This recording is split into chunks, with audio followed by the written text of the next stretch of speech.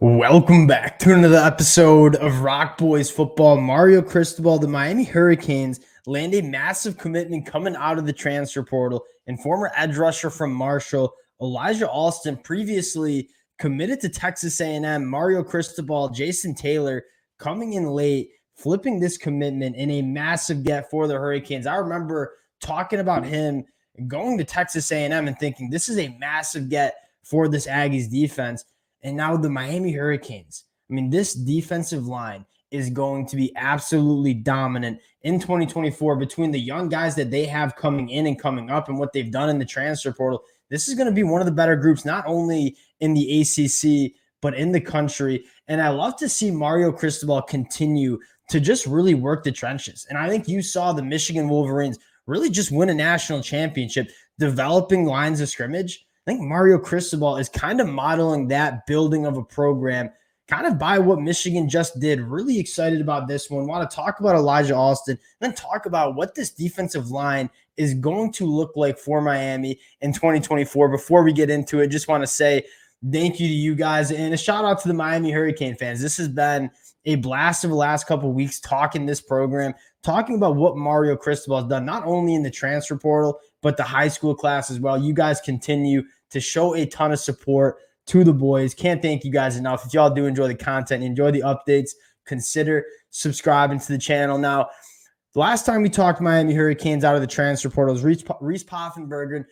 It was not that I didn't like the take for Miami. I just wasn't that excited for Reese. Elijah Alston, this guy really does excite me in terms of what he can bring as a pass rusher for the Miami Hurricanes. You go back to what he's done during his career, 19 and a half tackles for loss, 6 sacks.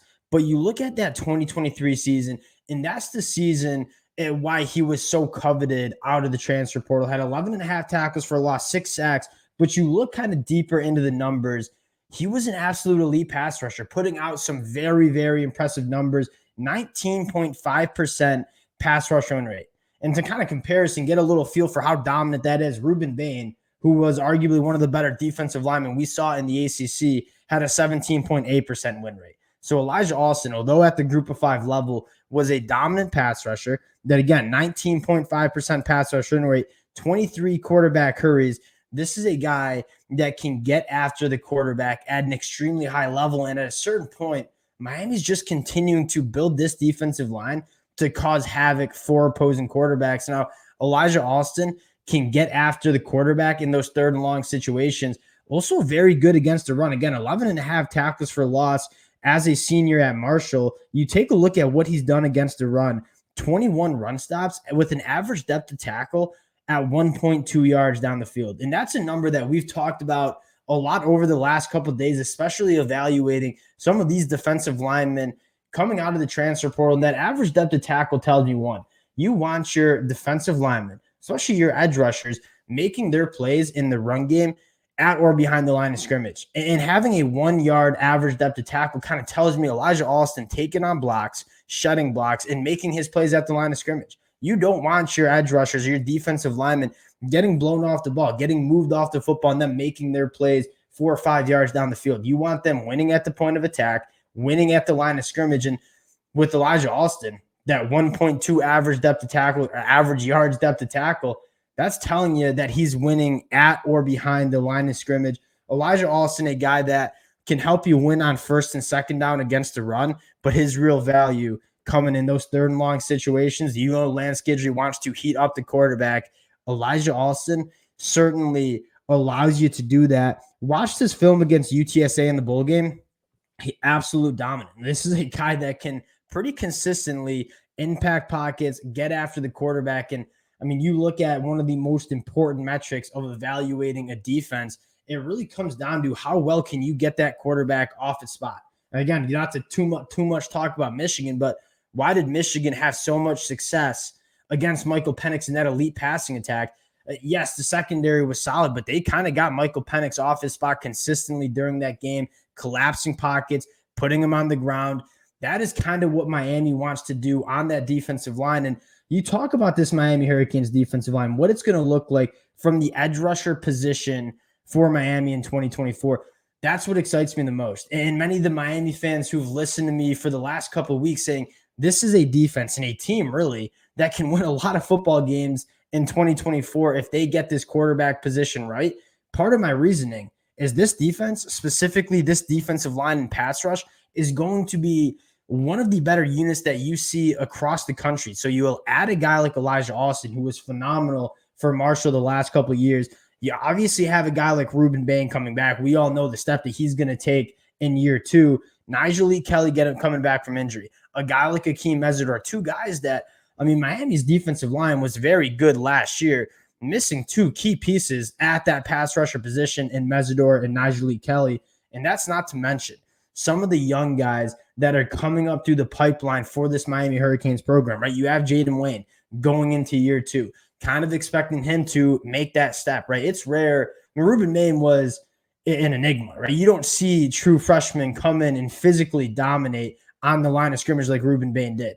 So Jaden Wayne, I'm excited to see what year two looks like. And then you look at that 2024 class, you obviously have a guy like Justin Scott on the inside, but with those edge rushers, I mean, a guy like Marquise Lightfoot kind of lit up the Under Armour All-American Bowl, or I think it was the one in San Antonio. Regardless, he was extremely impressive.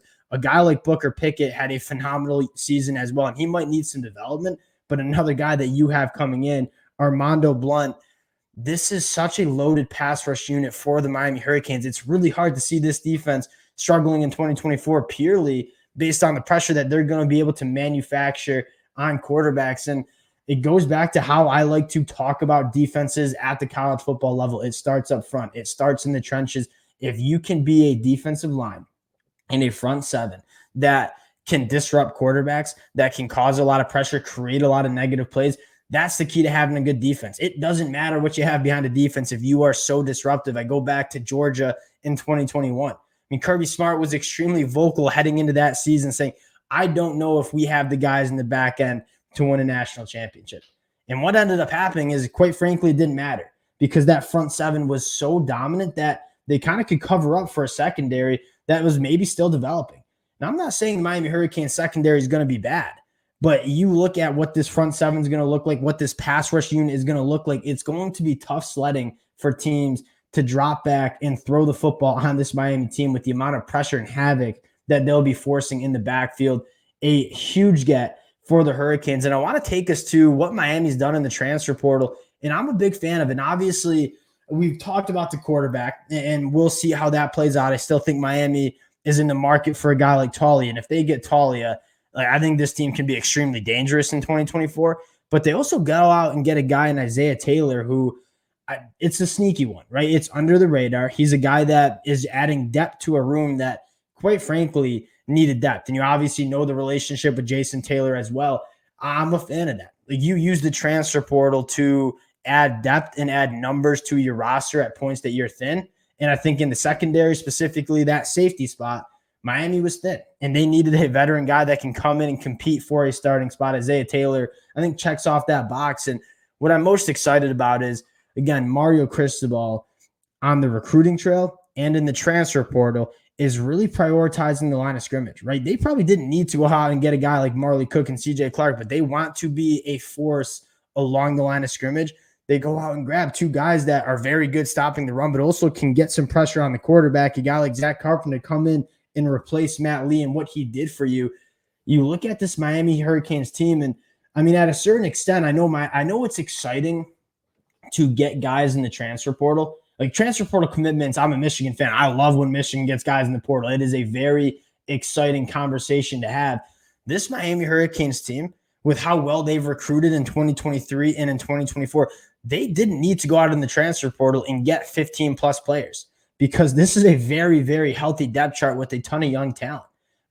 Mario Cristobal did was look at this roster and say, hey, where do we need to continue to build depth and develop? And it was along the line of scrimmage with guys like Marley Cook, with guys like CJ Clark and Elijah Alston. They added some depth in the back end at the safety spot with guys like Savion Riley and Isaiah Taylor. And obviously replacing Matt Lee. And it was Zach Carpenter at the center spot, bringing in some quarterback competition with Reese Poffenberger. I'm a huge fan. And I get the quarterback conversation is something we'll continue to have. But you look at every spot of this football team around the quarterback, like, this is a very, very good football team heading into 2024. And if they get good quarterback play, Like, I'm going to continue to bang the table for this team being a very good team in 2024. Elijah Alston, really fired up, is one of my favorite edge rushers available in the portal. Flipping him from Texas A&M, massive. And I love to see Mario Cristobal continue to build the line of scrimmage, because I think he saw Michigan and he saw that work for them. I think that's what he's trying to do for the Miami Hurricanes as well. Really excited about this one. Appreciate the Miami fans for always showing a ton of love. You guys know I love breaking down these commitments. Cannot thank you guys enough for rocking with the boys. If y'all do enjoy the content, consider subscribing to the channel, and we'll talk to y'all later. Peace.